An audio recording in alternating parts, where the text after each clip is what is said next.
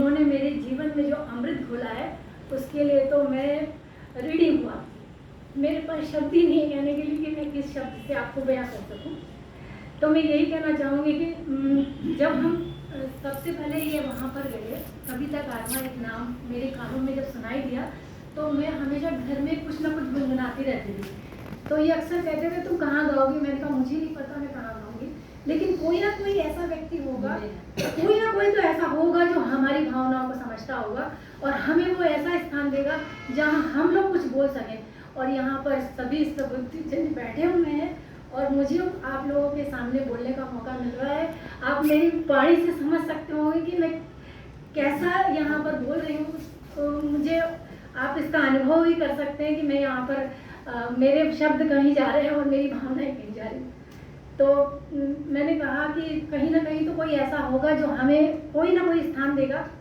तो जब पंकज जी को धन्यवाद देना चाहूँगी बहुत बहुत तहे दिल से कि उन्होंने हमारे हस्बैंड को जोड़ा कि आप एक कविता कारवा जैसे ग्रुप में आइए।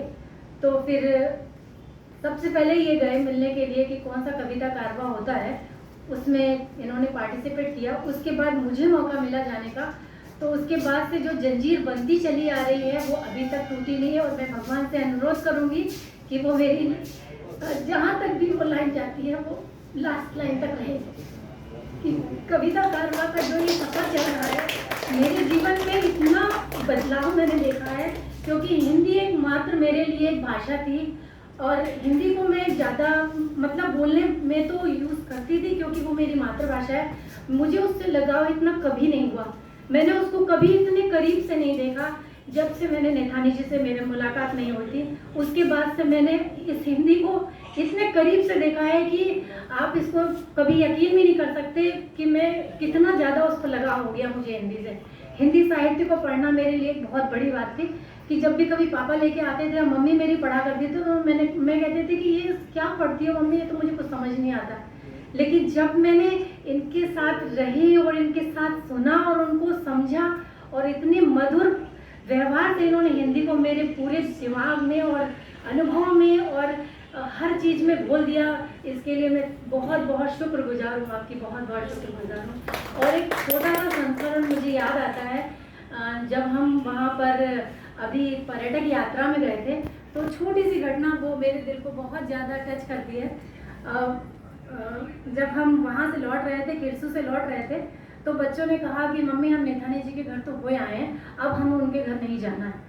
तो मैंने कहा नहीं, मैंने उनसे वादा किया था कि मैं लौटते समय ज़रूर आऊँगी, तो ऐसा करना कि तुम लोग नीचे खड़े हो जाना और मैं मिल के आऊँ। तो इन्होंने पापा से कहा कि पापा मम्मी को ज़्यादा मिलने की है तो पापा आप और मम्मी चले जाना, हम नहीं जाएंगे।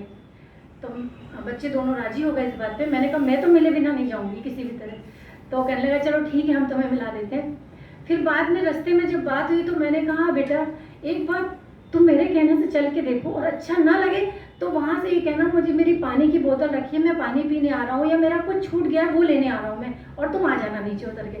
तो दोनों राजी हो गए, कहने मैं चलता हूँ। अच्छा, और यकीन मानिए वो दिन और वो हमने जो दोपहर में जो पल वहाँ पर गुजारे थे वो मेरे बच्चों के लिए अविस्मरणीय है।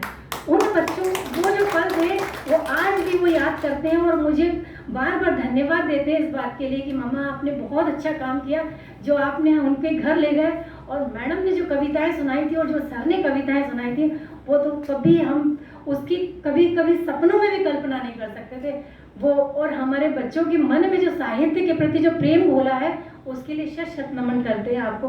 आज भी हमारे बच्चे इस बात से कि मम्मी अगर हम उस दिन ना जाते तो हमें साहित्य के प्रति इतना प्रेम नहीं होता। और हमें आपके द्वारा 4 पुस्तकें प्राप्त हुई और मैं अपना सौभाग्य समझती हूँ कि मैंने उसमें एक पुस्तक को पूरी ही एक दिन में ख़त्म कर दी, जो कि वो कविता थी। और मैंने वो पूरी कविता गाती रही और मैंने अपनी मम्मी को वीडियो कॉल में शामिल किया और वो भी वो सुनती रही। तो वो ये कहती है ये लिखी किसने है। मैंने कहा मम्मी अगर कभी आओगी तो मिलाने का मौका मिलेगा तो मैं सौभाग्य अपना समझूंगी उनको। बहुत खूबसूरत लिखते हैं हमारे नीरज नेथानी जी। और उन्होंने ये बात भी उसमें शामिल करी कि जितने पर्वत मैंने कभी जीवन में नहीं देखे वो सारी कविताओं में लिख दिए उन्होंने। तो सोचो कितने बड़े होंगे वो। सारी कविताओं में हर एक चीज़ का विवरण था उसमें। तो मैं उन कविताओं को पढ़ के अपने आप को बहुत ही भाग्यशाली समझ रही थी कि मैंने उन कविताओं को पढ़ा।